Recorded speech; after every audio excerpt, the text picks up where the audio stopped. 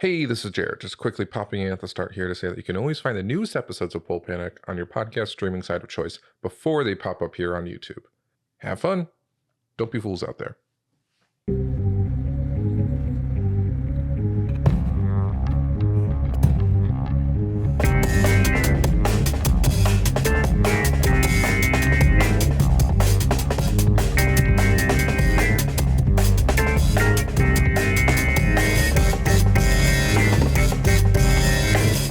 Welcome to Pulp Panic, a fiasco actual play podcast that is an anthology of deception, debauchery, and desperation. Pulp Panic is not for the faint of heart, and any content warnings can be found on our episode description. This month's issue of Pulp Panic is titled The Many Faces of Mars, a thespian thriller where a controlling mother tries to direct her daughter to stardom. All the while, an ex-child actor seeks to save face, but can't quite seem to hit his mark in the limelight.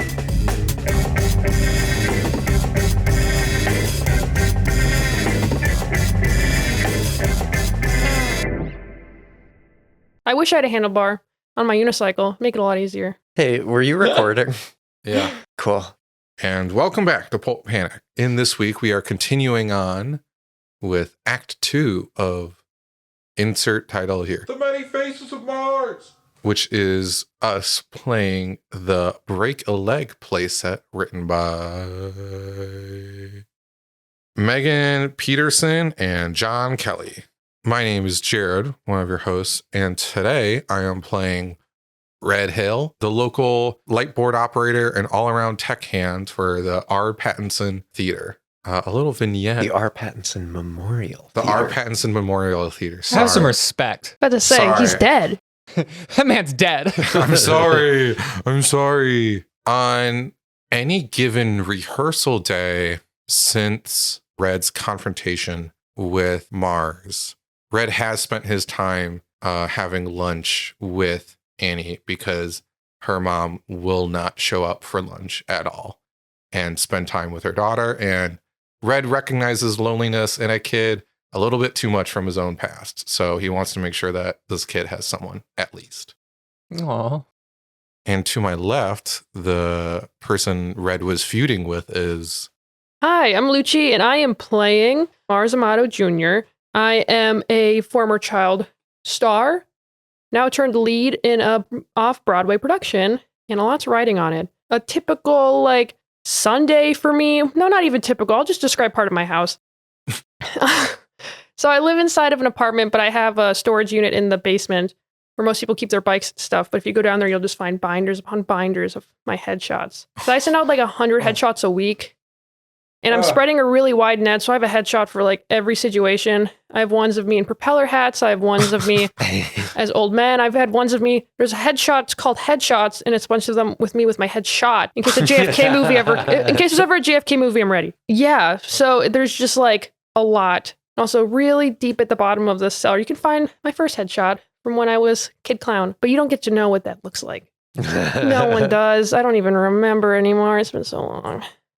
Da, da, da, da, da, da, da, da. And to my left is the one and only. Hello, I am Moss, and I'm playing Poodle Halverstead.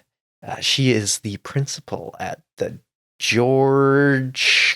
Grover Cleveland High School, where, despite being married, her name tag says Miss Halverstead. And that's what she makes everybody refer to her as. Ah. Whoa. What does Mr. Halverstead think about that? He doesn't get to. Oh. What the fuck? And to my left is... Hi, I'm Nicola. I'm playing Annie Auclair. And on the days where she is, where she does have practice or rehearsals, she will hide after school so that she doesn't have to have the conversation with her friends that want to go do stuff that she can't, and she has to go do the stupid play. And she doesn't want anyone to know she's in it. And she doesn't want anyone to know why she hasn't been around. So she just hides from her friends until they leave, and then she goes and gets picked up by her mom. Aw. I'm a bad mother. I just figured this out. Just now? Oh, fuck. What have I done to my kid? My kid has feelings. Oh, fuck. No, it's a person. Oh, God. It's not me smaller. Oh, God. Okie dokie. Okay, and then What happened last time? So we are in the middle of the production of Venti, and tensions are high. Poodle Halverstead hooked up with Mars Amato Jr. to get her daughter, Annie O'Clair, part in the play. And now we know that Mars has a little bit of bad blood there because fellow child actor Red Hill is working on the production and has a bit of beef because Mars did something to Hill back when Hill was trying to get a part that Mars wanted. And now with the tensions raising and the play show night approaching, what's going to happen? I don't know. There is the twist, the tilt. oh yeah, the tilts. Whoa. At the end, we decided that the tilts were tragedy, death right on cue, and innocence. Love rears its ugly head. Oh my God, is it time for Act 2, Scene 1? Act 2, Scene 1. Moss, would you like to establish or resolve? I'm gonna establish, I think. Yeah. So it is a jump back in time. It is 3 days before Annie O'Clair is brought onto the set to replace a young actress. And Poodle is on set with her little boy toy. And so she's sitting there and she's just kind of watching and cheering him on. And during a little break, she quickly sneaks off to the sound booth where she finds a member of the tech crew. And it's just like, hi, I don't know if I'm in the right place here. Red doesn't operate the soundboard. He operates every goddamn thing. He's everywhere. He's everywhere. Oh, hi. We're in the middle of a show. Sorry. Oh, wow. Oh, goodness. I am. Or rehearsal. Yeah. I'm very cool, by the way. You must be really proud of the work you've put in. Yeah, I think I do a pretty good job. Wow, I bet they pay you a lot here. Ugh. I feel like Red kind of pulls out like his shirt collar, just kind of like that. Yeesh, kind of. she pulls out a couple $100. What do you want? What do you? I mean, you're not going to John Wilkes Booth anything, right? How would you feel about losing? You have the keys to this place? Yeah. How would you feel about losing the keys for the night? I think there's like a bellowy sing-song moment going on from Mars on stage right now. Roasted beans. Not knowing Mars's connection to Poodle, but cringing at Mars. Red goes, I guess, yeah.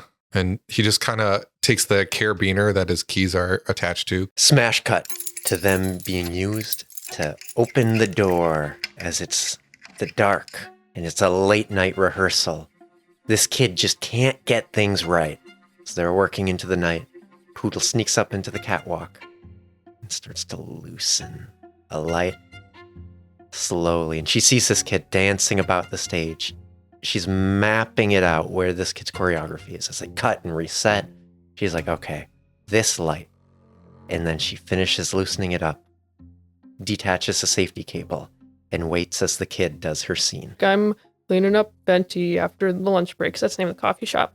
Suddenly you have the kid run in, the little girl who currently plays the orphan. And also the kid goes, Bobby, Child Protective Services are right behind me. I need you to pretend to be my dad so they don't take me to an orphanage. Hurry, they followed me here. And then Bobby's like, okay, get behind the counter, kid, and puts a hat on. And then suddenly you hear the snapping, and you see two adults in suits coming in going, CPS.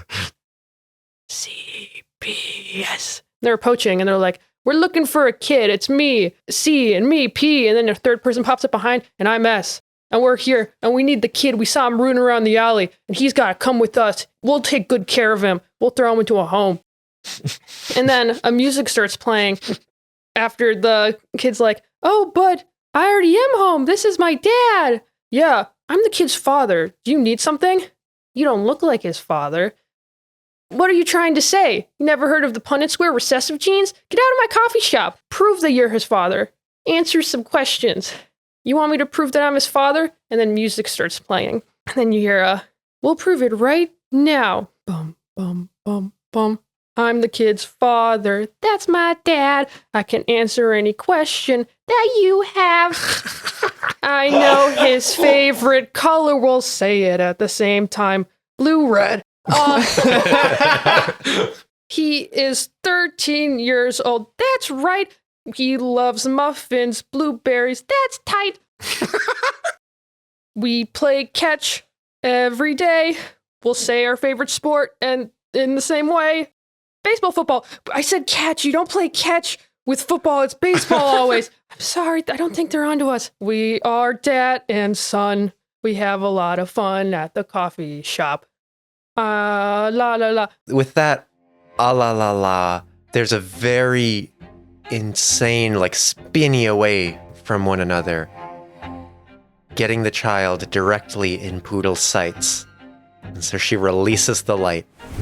But she released it too soon, and it landed an inch away from the kid instead of on the kid. And she dashes downstairs in frustration, wielding a knife, and just sits there waiting in the dressing room for the kid to come in.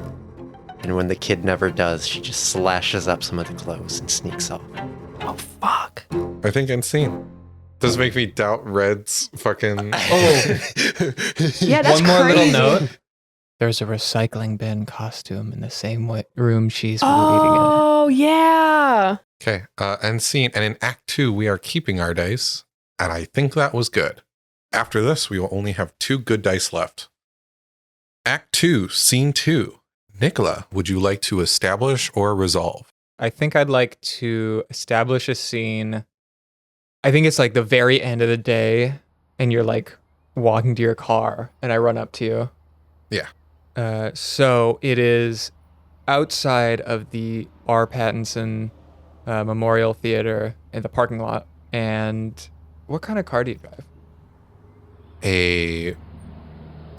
Like old pickup truck, like an old Chevy pickup truck, but in the way that, like, it's not like the obnoxious huge ones now. It's like a older, smaller pickup truck. The What color- Like what color is plasticier it? ones that have like a Red. square body. In my head, I was like, if they say the car's fucking red, I'm fucking done. Why? Their name's Red. And now their car's red? What? Are you wearing red? Are you monochrome? No, you're stage crew. You're Yeah, I am monochrome, but I wear black. That's the color red when the lights are off. Guys, please go. That's the color red when you wear rose tinted glasses. No, it's not. It's already red. It's still red, too. So you're probably like, your keys are like in the door and you're unlocking it. And behind you, you just hear, Mr. Hell, Mr. Hell, Mr. Hell, Mr. Hell, Mr. Hell. And you like feel tugging on your sleeve. Yeah. Everything okay? I need to talk to you right now. It's really, really important. Okay. She runs around your car and like gets into the passenger seat. It's important. Yeah. He walks around to the other side and just kind of talks to you through the door / window. I think my mom tried to hurt the person whose part I took. Oh.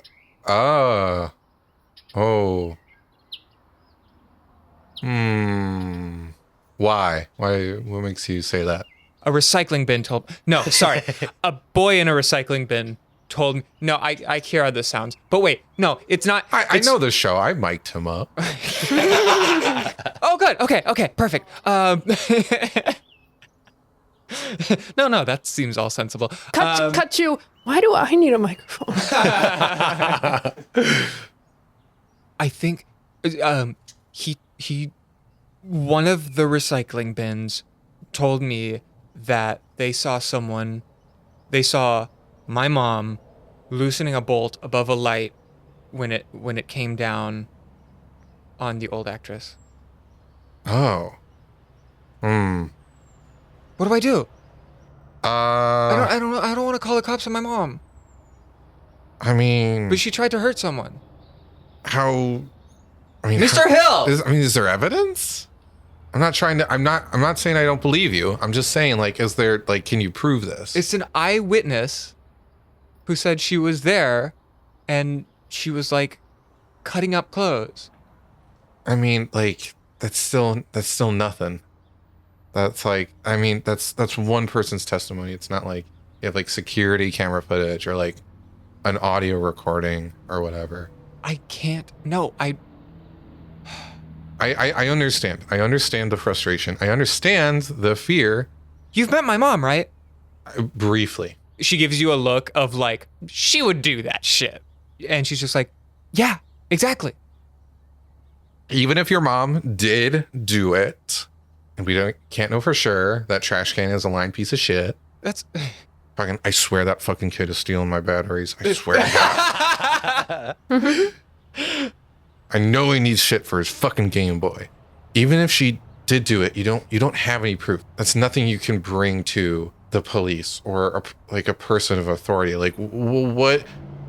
If you need help, I would like to help you, but I don't know what you want me to do in this. I don't know what to do. I'm 13 years old. I don't know what to do, and I'm 35. I'm sorry. I wish I could help. I really do. She gets like noticeably sullen, like in anime where like their eyes darken, and she's just like, just like my dad. And she scooches over to the driver's seat and opens the door and walks away. Hey, wait, sorry. Slams the door really hard. I'm sorry. Okay. Hey, I'm sorry. But I think I'm clean. Yeah. Oh, yeah. Okay. I think that was bad for you, Nicola. Yeah. Yep. So take that bad die. Act 2, Scene 3. Jared, establish our resolve. I am going to establish it is immediately after the end of the last scene. May I make a suggestion? Yeah. It's just it's a pan over from the end of the last scene, and I'm standing outside of my like gray minivan waiting for my kid to get out of the rehearsal. And I'm just standing there by the entryway. I think we follow Red back to his truck where he lifts up one of his seats and grabs a spare ring of keys for the theater, pockets that, and then then unclips his carabiner as he walks over towards Poodle. What does Poodle drive? Poodle drives like a really fucked up gray minivan. Yeah. Like, we're poor? Just a little bit. Just a little bit. Minivan doesn't necessarily mean poor in 2006. That's true. I'm gaming the system. We're about to be wealthy. So Red walks up to Poodle and goes, "Hey, what exactly did you do that night? Just out of curiosity, I just want to make sure you didn't like plant a bomb, you know? That's like Oh, that is such a funny. Oh, no. But like, what did you do?" Well, it was so that I could surprise my boyfriend and give him a little, evening massage. I went over to his dressing room and I waited and, I gave him a nighttime massage. Since practice was going to go so late, I just knew that he needed some stress relief. And so if I was waiting in his dressing room, not knowing I was going to be there, then he would get more relaxation from whatever massage I was going to give him. So don't go fucking poking around shit you don't belong in. Who's your boyfriend? Mars Amato. Red has a dolly zoom moment where it's just like fucking just like, oh fuck. And he's like, oh, okay. Do you want more details? Really? No. Yeah. Yeah. Have you seen my keys anywhere? Buzz off, sweat boy. I'm sorry, I'll take that. No, it's You fine. take that back. It's fine. It's fine. Red walks away, and as he's walking away, he like looks at his pits, and he's like, "I'm not even sweating. Like what?" He's just very confused. And then as he's walking away, I think Red makes a beeline to Mars's dressing room, and since he has keys, he opens it. Is there anyone in there? What did you say? I was thinking about another song I could do. It's a really dramatic number. Lucci's been writing show tunes this whole time. Seriously, it's a dramatic number about someone's been stealing from the register, and also the orphan gets wrongly accused, and it makes me see her in a better light. It's fine. What's up?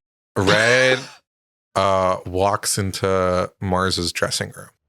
You see I'm asleep on a pile of costumes, getting my beauty sleep. Yeah, no, I have the script on top of my face. Fell asleep reading the script.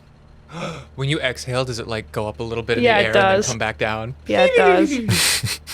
Is there anything in here that looks like it would belong to Poodle that she left behind? Oh, yeah, for sure. For Like- sure. For like the underwear I'm wearing. Damn! Something that Poodle left behind? Yeah, probably like one of her name tags, the Miss ones. Just kind of like some like one night stand stuff where it's like stuff that you don't need, but like sometimes you forget. Like there's like A coat. a coat. Yeah, exactly. A coat, maybe like some like a test, because like sometimes she grades stuff there. But like there's this one kid who she gaslit into thinking that he never turned in the homework because she didn't want to admit that she forgot it. What's up? Oh, your principal. Can I say that there's a coffee cup that I've been putting my fingernail clippings in? Ew, Oh. sure. Just on your desk. Sure, yeah, there's that The too. disrespect. I think Red sneaks over to the coat that she left behind.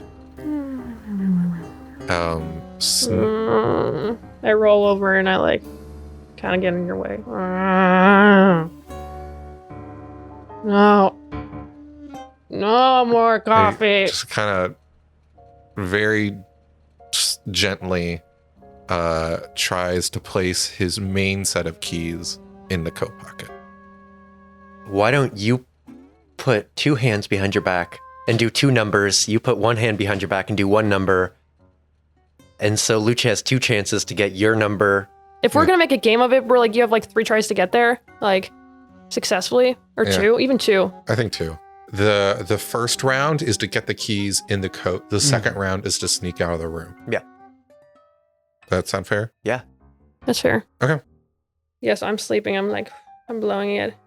I start like fist fighting the air, and I'm just like, no more coffee. I don't want any. Don't want any Poodle. I know you poisoned it. And then I toss a turn and I steamroll directly in front of you, in front of the wall. And reveal the numbers.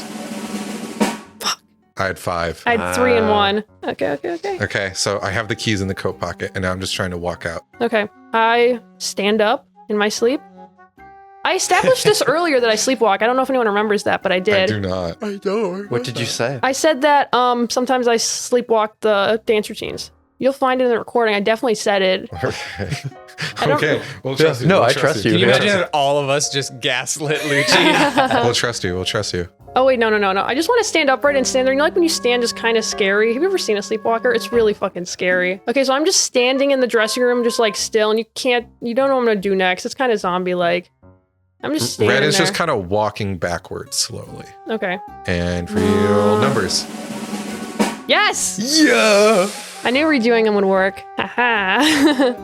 I had picked a 3. Lucy did 1 and 3 again. So, I think this is just a loud floorboard creak.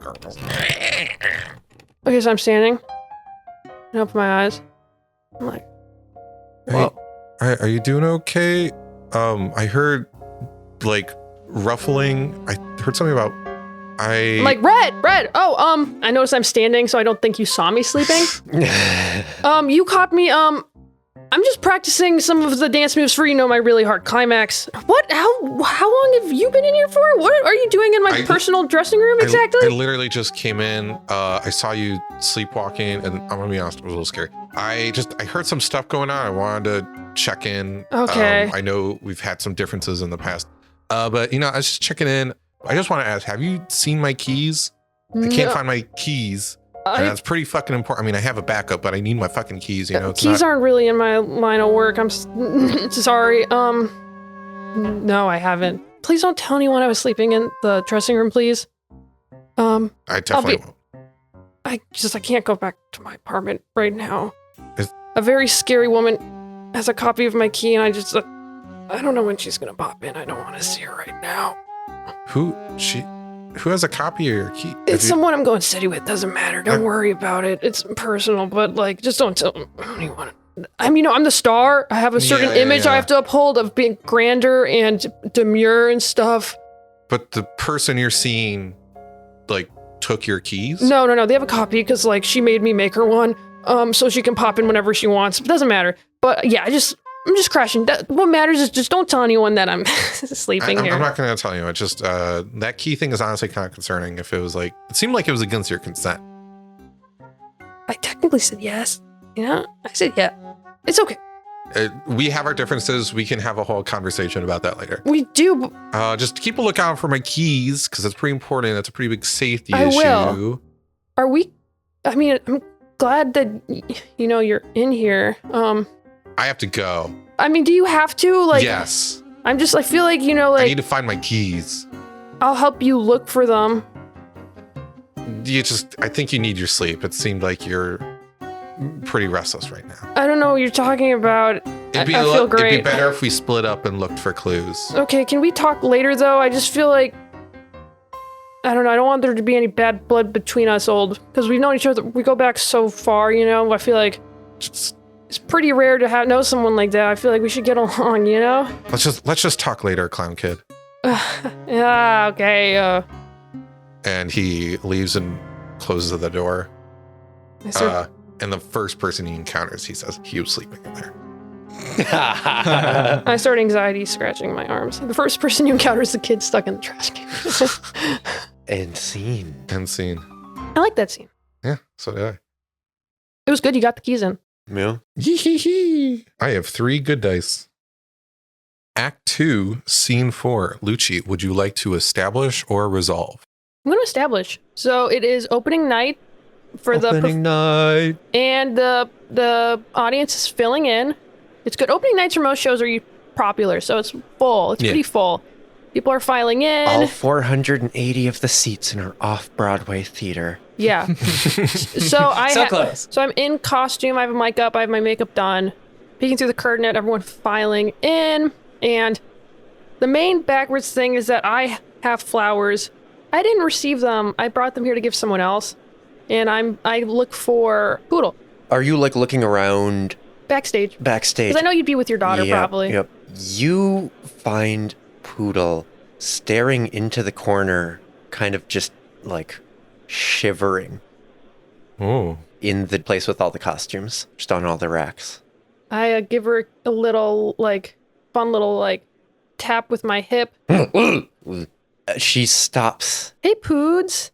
With the tap, she stops shaking, and she unclenches her fist. And what you thought was shivering was her just being super tensed up. What the fuck? Hey, Poods. And then she brings her hand to her mouth, and she's still facing away from you. And you just hear a of her spitting something off into her hand, and then she closes her fist around it, and she turns around. Hi. What the fuck? Hey, Poods. Shaking pretty bad. I'm the one that's supposed to be nervous. What's up with you? You okay? I'm doing my little good luck dance. I appreciate it.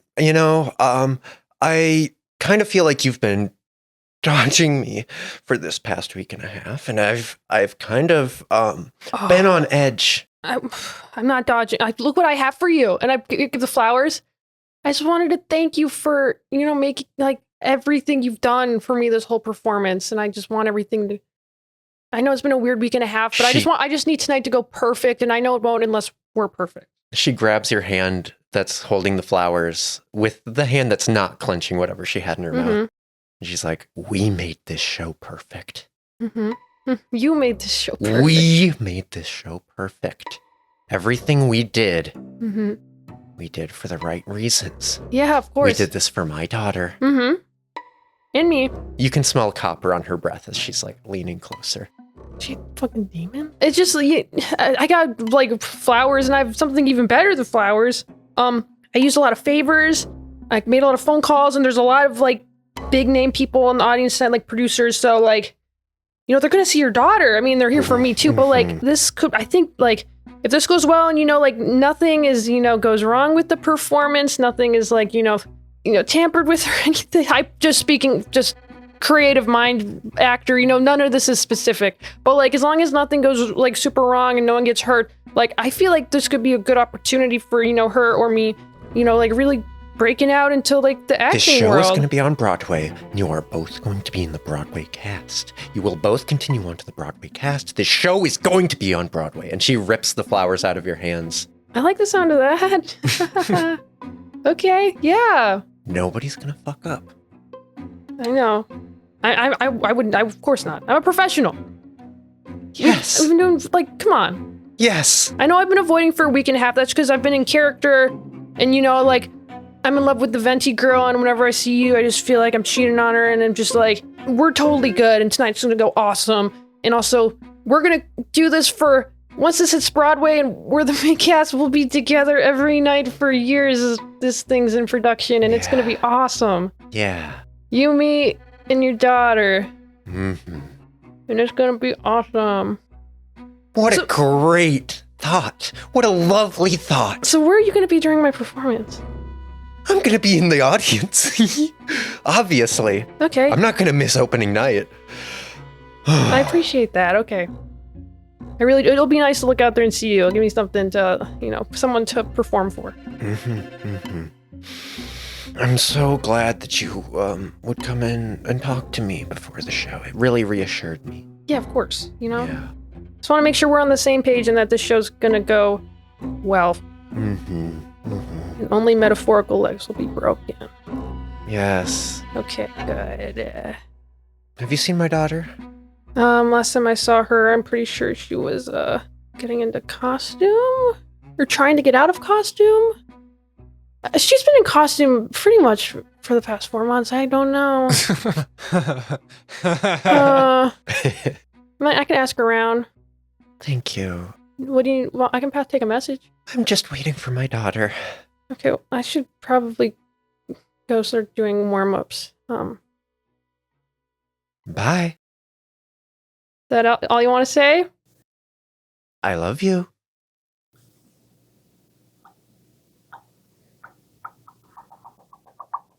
Zip zap zop. Me. Oh, wowie. Vocal warm-ups. Bye.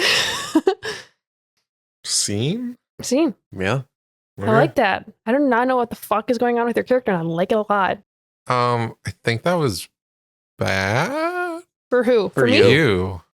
I do feel reassured that you're not going to kill me this performance. That was pretty much my goal.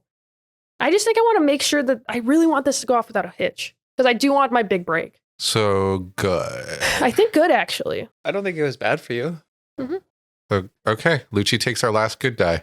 Act 2, Scene 5. Moss, your final scene. Would you like to establish or resolve? I am going to establish. It is minutes before the show is opening, and I have not yet found my sweet and lovely little daughter.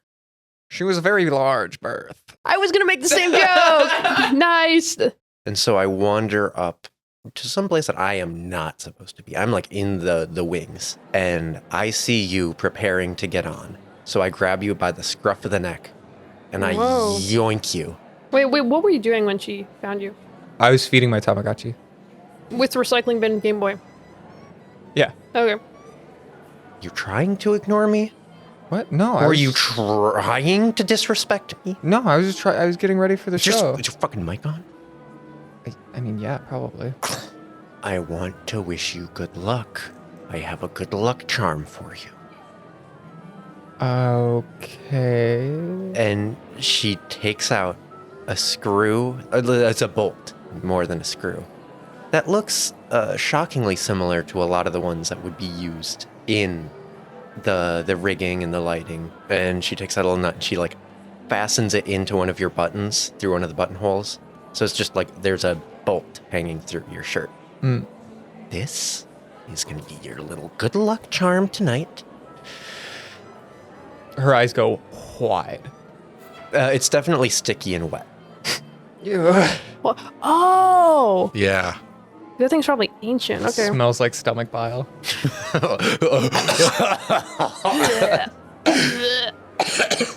That one was not intentional. And so she kind of screws it on. She's like, "You're gonna do really good. You're gonna do really good for me tonight, right?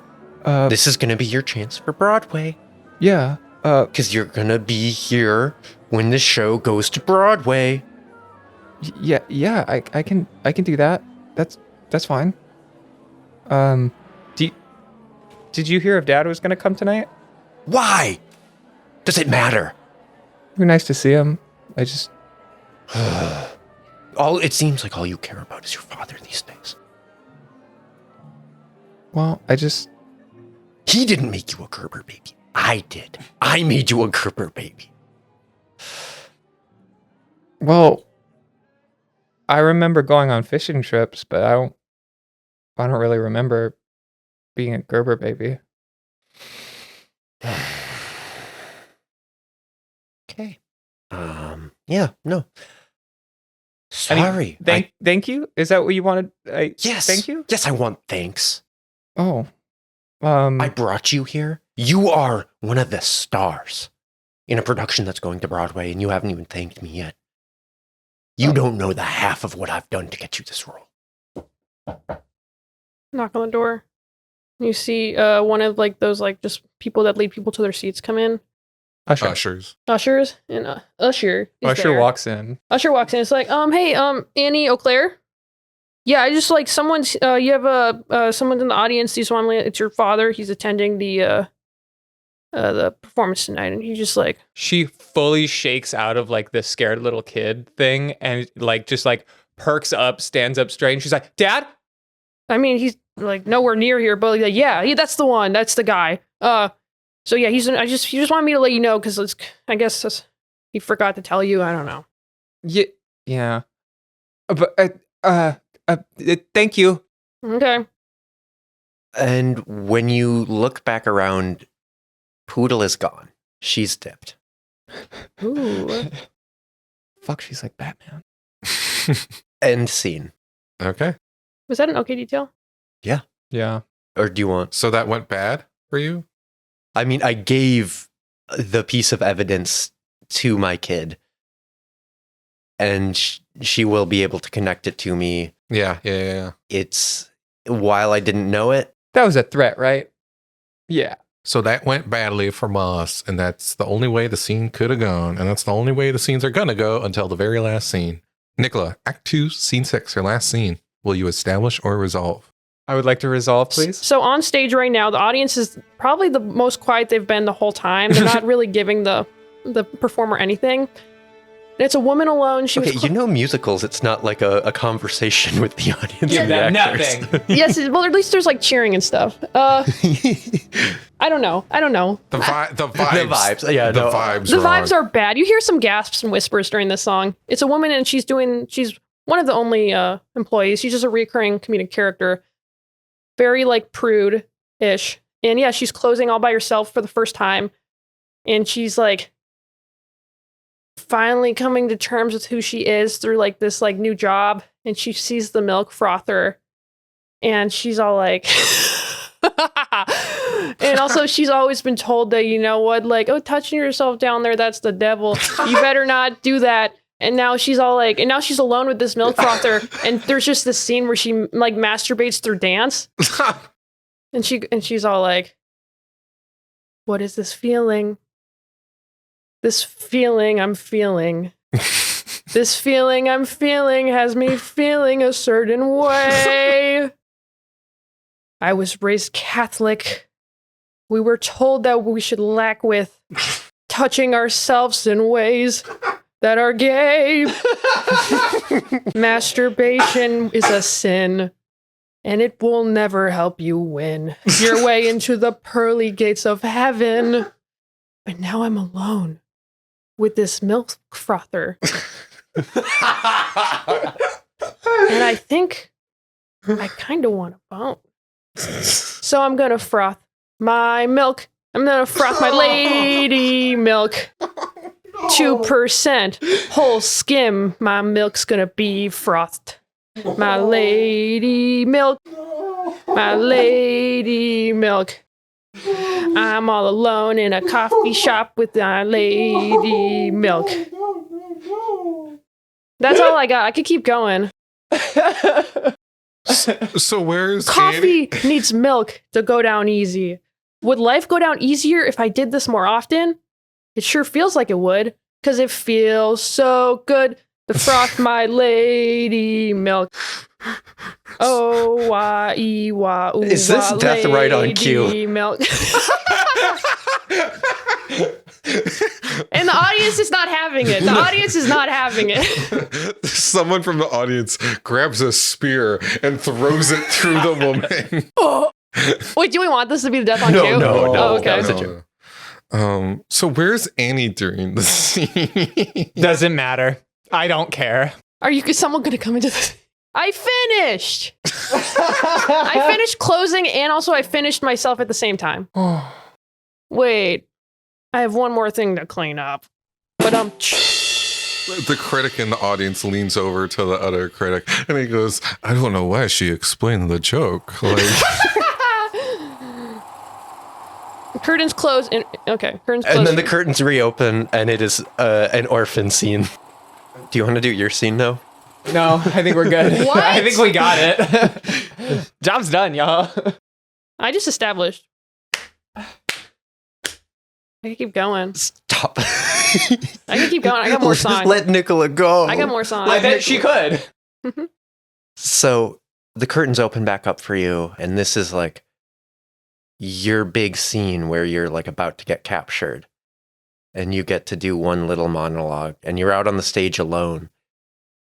And I think this is the first time that you've been out on the stage tonight that you've really felt the audience without all these other actors around you. I want to start looking for my dad Aw. in the audience. And like in looking for my dad, I think like before I find him, I find my mom. Mm. You hear some creaking from up in the catwalk. Whoa. And I'm like, right, okay, don't fuck up. And then I stop looking for my dad. And I think, Is this your first time performing in front of a crowd? oh yeah, absolutely. Oh, that's awesome.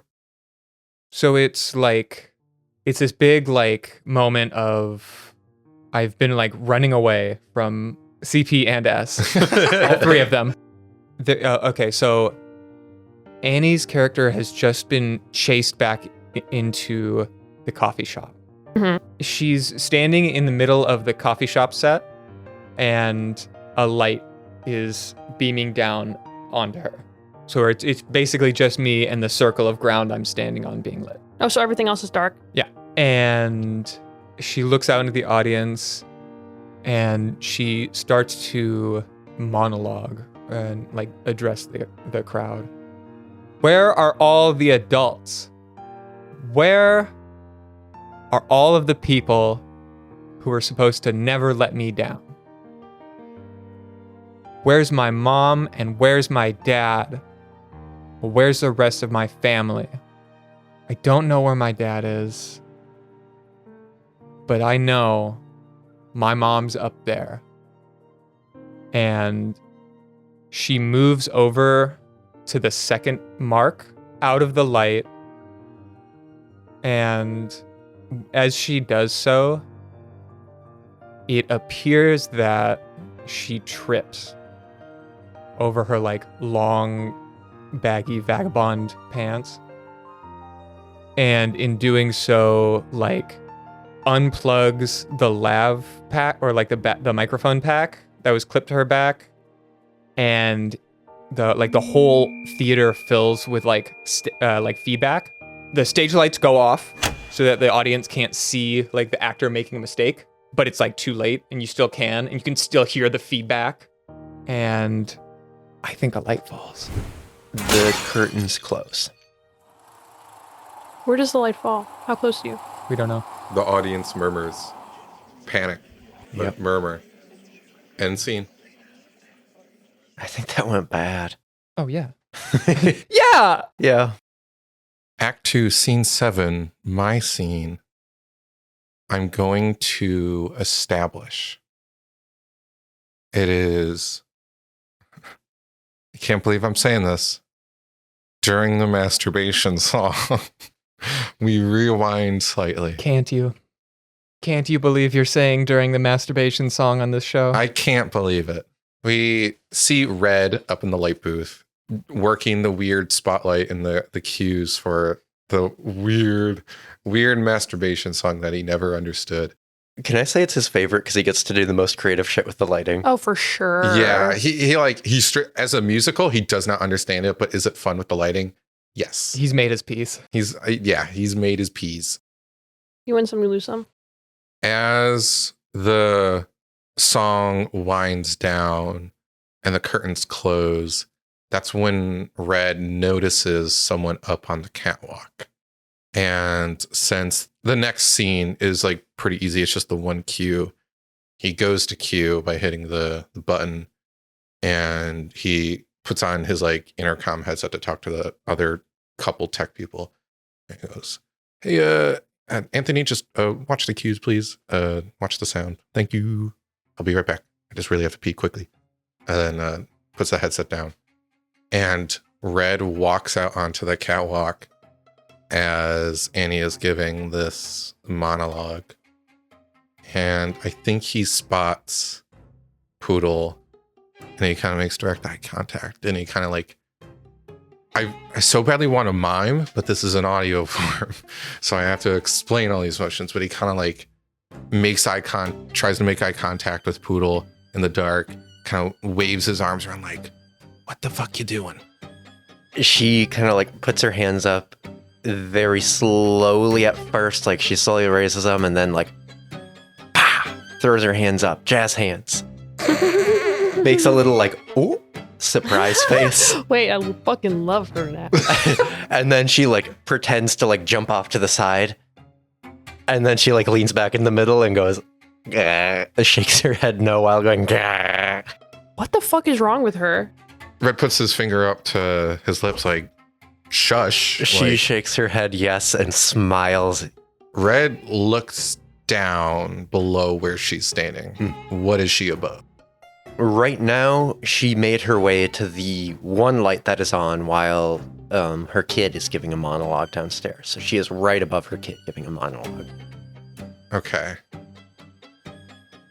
And then she pulls a knife, makes a little motion like "come here" to Red as she holds the knife out towards him. He shakes his head in disbelief and kind of furrows his brow like, "No!" And she just like waves at him like dismissively, like, whatever. And then she just starts staring back down at her kid with just little glances up at you. Still holding the knife? Yep. Does it look like she's gonna cut anything? Or Well, she's kind of just holding it more out towards you as like a, "I'm gonna get ya." Red? There is the moment where I say my mom's up there. Ooh, yeah. Yeah. I don't know where my dad is, but I know my mom's up there. When Very damning. Annie says that, how does Poodle react? A chill just runs down her spine because that is off script. Does she lose focus of Red? Definitely. I think Red tries to like as quietly run as he can up to Poodle to grab the knife away from her. I think she's just focused on undoing a light. Fuck. There is a kind of struggle as they like. So you say I think there's a kind of struggle to get the knife away, and then he realizes that she's trying to undo the light. So So I think as we're struggling, she just lets you have the knife, and she just starts really going to town on the light, trying to like unwind it, unscrew it. Do you like try to grab the light so that it's not falling? Yeah. And I think as you do that, you kind of like move your weight forward, and she just throws you off with it. Yeah. And you're just dangling from this turned off light. And she's just able to unscrew the last little bit, sending you plunging down. Yeah. End scene. Whoa. Oh, No. no. No. No. Replacement dad. I think it's a bad die, you guys. Yeah. You know what? You can have my good dad. I wish that's how the game worked.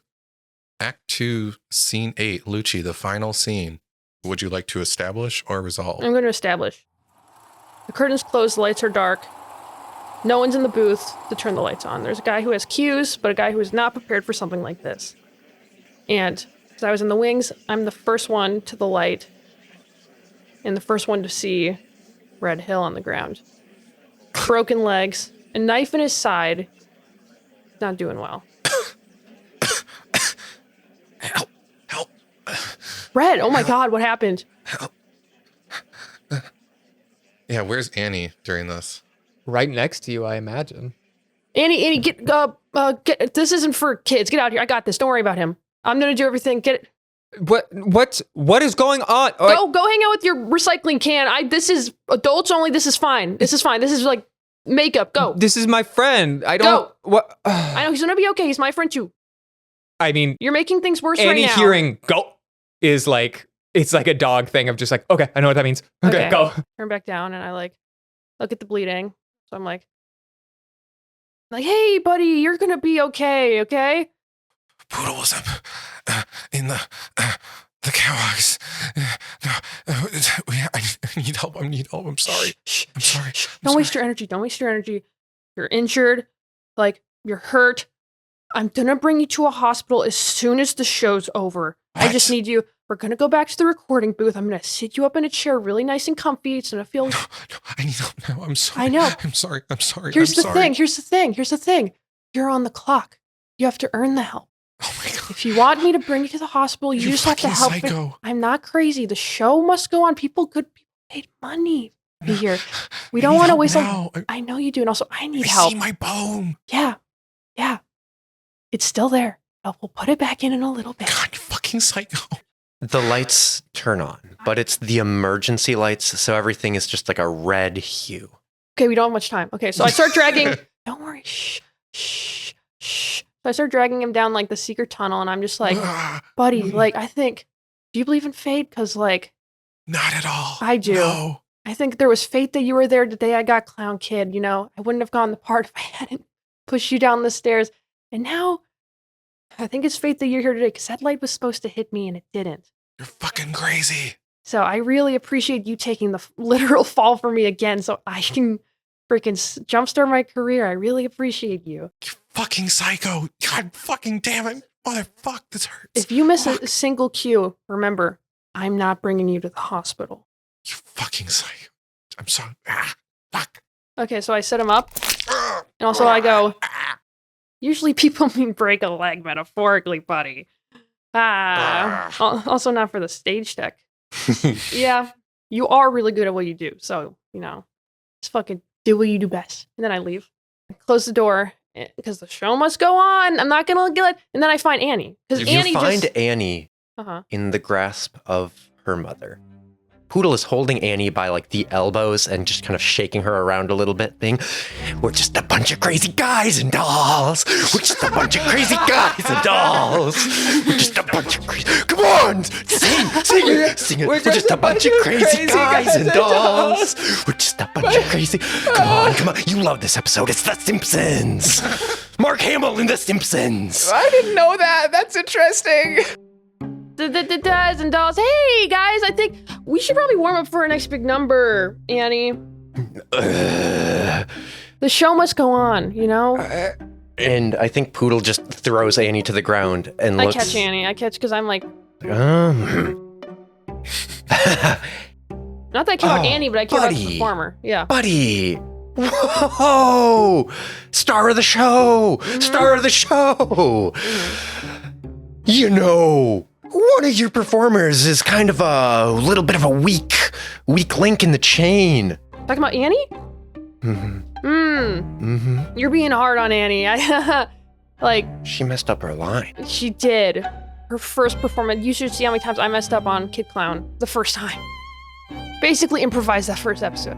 But what I'm saying is that Annie's doing great, and I think that, like, I saw some positive reactions from the audience, and I just think if the show goes on Broadway, The show. the lights, your name Broadway? your name on the sidewalk in a star. She doesn't have my name, though. We gave her a stage name. Nobody will know she's a Halverstead. She looks like a Halverstead. Yeah, she does. Mhm. Broadway, the show must go on. Yes. We're just a bunch of crazy guys and dolls. Yeah, we are. Yeah. Yeah. So, like, Okay. no more. The light thing was scary. Like, that's drove the. I can't believe Red did that. Yeah. Mhm. Yeah. Mhm. So, you come with me for a second? Yeah. Yeah. I got something I gotta Yep. show you in my prop room real quick. Okay. Yep. You just, like, follow me. Yeah, and we'll go yeah. back There. Yeah. And she's following, and she is super sweaty. So now I bring Poodle to the prop room, and I kick you into it, and I lock the door behind you. The performance should go smooth from here. So I find Annie. I'm like, Annie, let's go. Zip. You say zap, Annie. We're warm. This is. What? What is that? It's a rehearsal thing that we do before performances. It's fun. It gets us in sync. You know, we got our big number now, and it's like you're super talented, and it's gonna go well. Annie, guess what? What? The show's still going. What? No, Mr. Hill's hurt. We have to No, stop. It's crazy. Like, after you left, like, he realized it was all in his head. It was all in his head. I saw the He walked it off. bone. I saw you drag him off stage. You must have been, you've been staring at a lot of spotlights, must have been some black spot in your eye, because he just got up and walked out of here and went to the sound booth, took an Advil. He's feeling great. And he insisted. I was like, we should bring you to the hospital. I'm worried. Annie's worried. Like, there's a bruise on your knee. And he insisted that the show, like, he wants the show to go on even more than I do. And kid, like, come on. You gotta trust me. I'm an adult. I want what's best for you. You're lying. No, I'm not. You're lying. You're talking like you care, but you're not talking like Mr. Hill. Mr. Hill didn't care, but he never lied. I know what that looks like. I'm not doing this anymore. I want to go see Mr. Hill. Well, Mr. Hill's busy right now. Mr. Hill doesn't want to see you. He's in professional mode. He's about to do the lights. You're and lying. also, Mr. we have Hill's a never song. professional.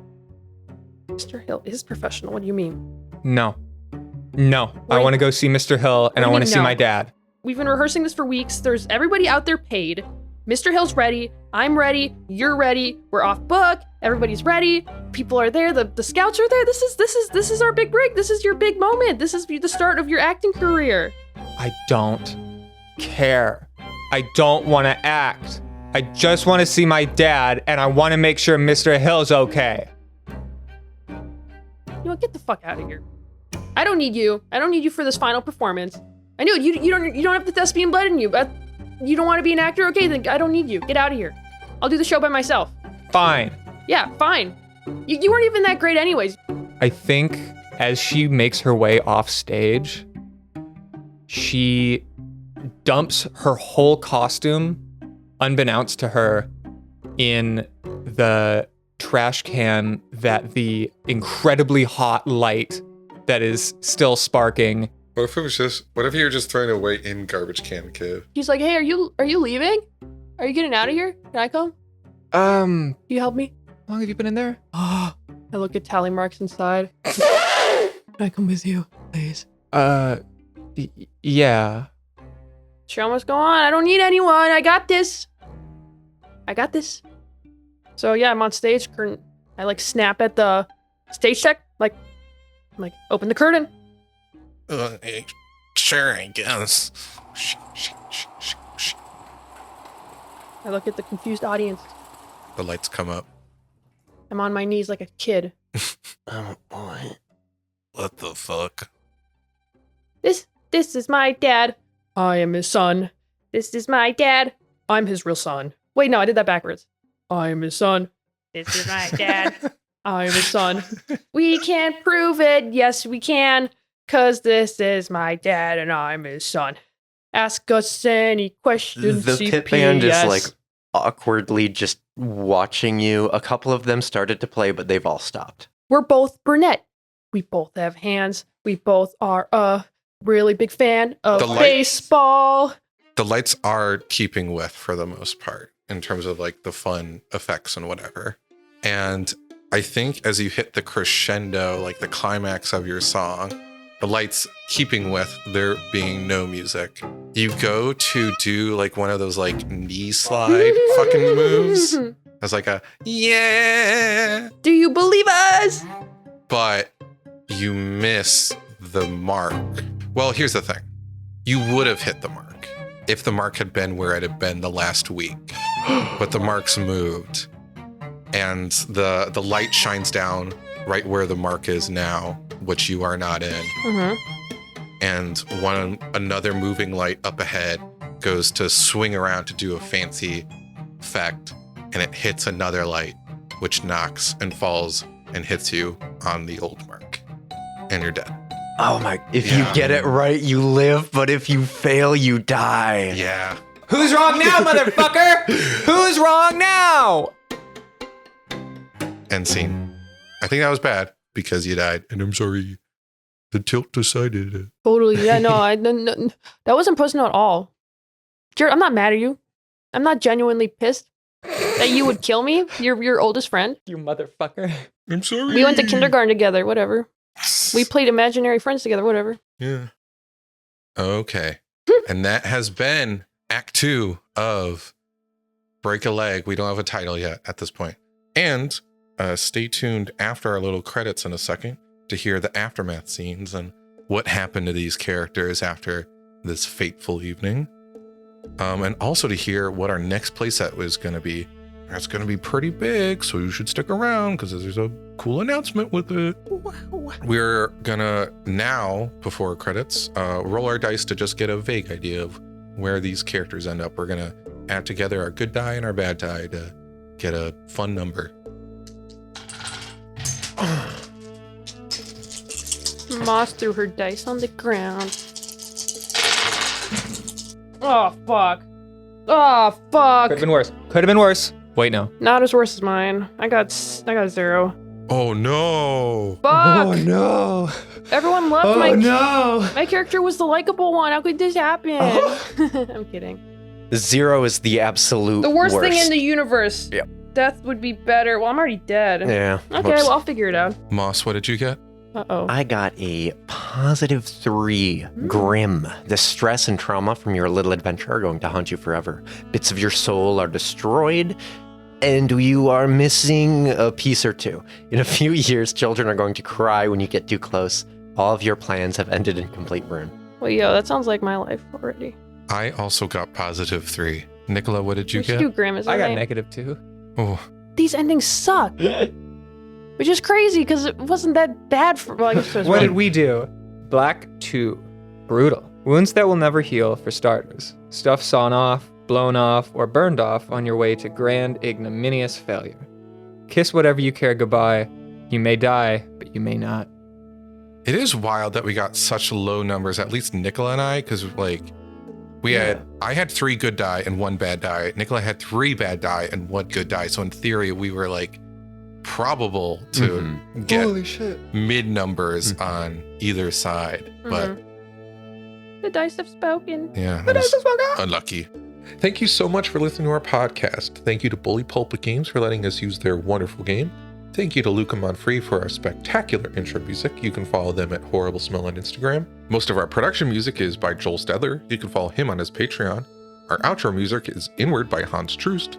You can follow the podcast on Instagram, Blue Sky, and TikTok, all at Pulp Panic Pod. So now let's do our aftermath scene. ambience. All right. Good die. One of the random little Tech. Tech yeah, room? one of the random tech crew employees just heard some knocking from within the dressing room that night and just let Poodle go.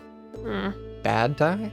Annie, because of like how much time she spent away from her friends, Annie hits freshman year with no friend group. Hmm. Oh, Because she's 13, Yeah. so she's in 8th grade. That's way too real. bad die. Red has a hard time getting out as people panic, so isn't found until the firefighters are on their way back in and find Red like crawling down the stairwell. I have a good die. A woman in town is reunited with her son, who she thought was missing for the past 3 weeks. It's the boy that was in the recycling bin. He got out.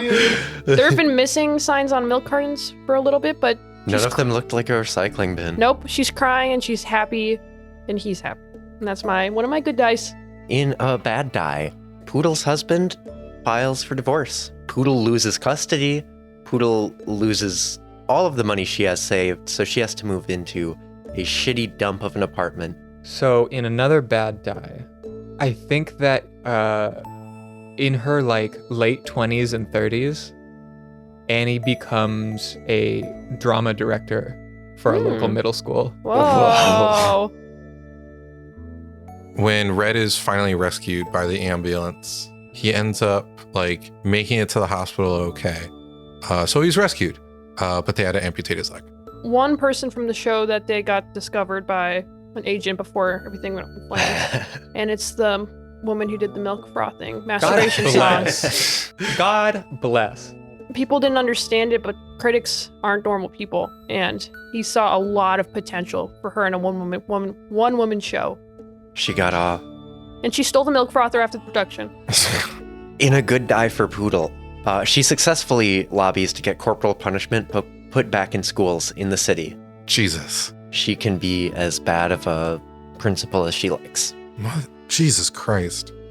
My only good die, Annie and Trash Boy give it a real shot when they get to junior and senior year of high school. And on the summer of graduation, or like summer after graduation, they both decide that it would be better for them to be friends, and they stay lifelong friends for their whole lives. They are like anchors in each other's lives. In a good die, Red is visited in the hospital by Annie and her dad. My bad die is that if you look at Mars's IMDb, he has had a very bad career, but you'll notice that there's a reoccurring thing of typecasting with him, and he's always been cast as the fucking loser. Every single thing he's ever been in, he's always something that's like when you watch it, you're like, oh, that would be a humiliating role to play. But he always ends up being the person. They're small roles anyways. They're not big.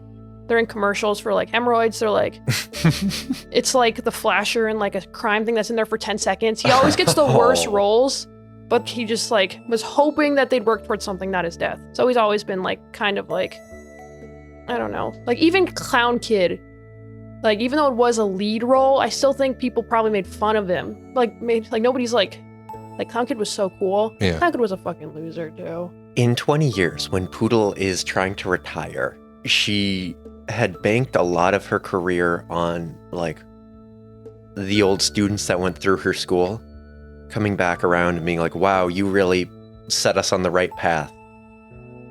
But as she's retiring, she realizes she has no savings, and every single student she's ever had despises her and wishes she was dead. And so she looks around and she's all alone, and it's just, whoops, I fucked up my life. That is a shocking level of self-awareness for her. That sucks sometimes. I don't think that Annie ever really gets what she always wanted out of her dad now that he's around. Now that he's around, it's just not what she thought it would be. It's not bad. It's just not as good as she thought it would be. In a quote-unquote good die, I think Red does return to theater, but his experience with that night makes him deathly afraid of any sort of heights. so he cannot go on the catwalks again. He can't even get up high to hang lights. And he's pretty just traumatized by a lot of it. So all he can really end up doing is just opening and closing curtains. And that's where he is. My last die is that the last thing my character saw before he was crushed by a light was he was looking at the audience because he just did a knee slide. And the last thing he saw was a lot of people walking out. The people that were watching having really disappointed looks on their faces. Just like people that hated his performance. And then, yeah, that's the last thing he saw. Oh, and as something a little bit special for the month of December next month, we'll be doing what we are currently dubbing Home for the Holidays, where next month you will see characters return. Any characters that we have played have the possibility of returning next month. Ooh. Leave a comment on Instagram who you hope to see. Yeah. We're curious. We'd love to know. And with that, I've been Jared. I've been Lucci. I've been Moss. And I've been Nicola. Thank you so much for listening. Don't be fools. See you in December. See you in Nicola. See you. Maybe.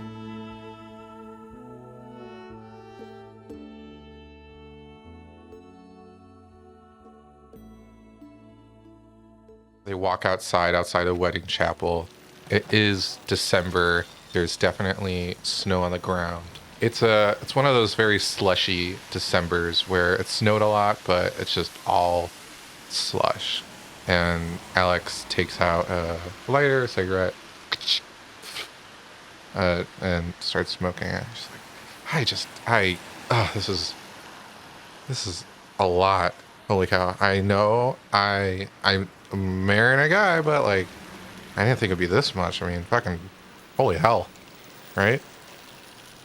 I thought the flowers looked nice. I did too, but like, you'd think I'd have a little bit more control of my own wedding, but apparently not. I don't know. Fucking